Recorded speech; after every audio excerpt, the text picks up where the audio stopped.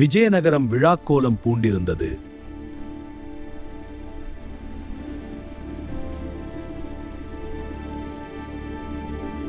அண்டை நாட்டு மன்னர் விஜயவர்த்தனர் வருகை தந்தார்.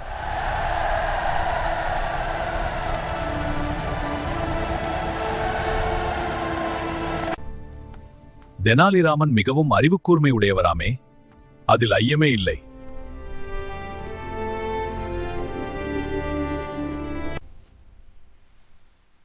அப்படியானால் நான் அவரை சோதிக்கலாமா?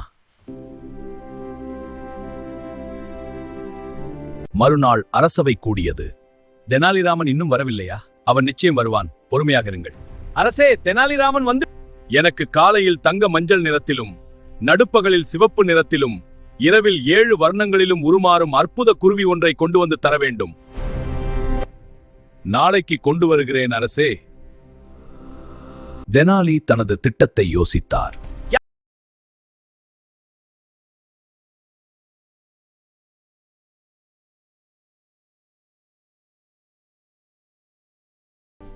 விஜயவர்த்தன மன்னர் கூறியது போன்ற குருவிக்கை கிடைத்தது. நானும் அது கூண்டில் அடைத்தேன். அதை இங்கு எடுத்து வரும்போது அப்பறவை தனது மாயமான 7 இறக்கைகளை விரித்து பறந்து சென்று விட்டது. காட்டில் அதை துரத்தி கொண்டு வெகு தூரம் சென்றேன்.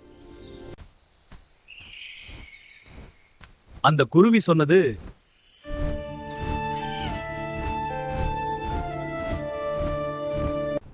அரசரிடம் போய் சொல், காலை பொழுதாகவும் இருக்கக்கூடாது, நடுப்பகல் பொழுதாகவும் இருக்கக்கூடாது, மாலை பொழுதாகவும் இருக்கக்கூடாது,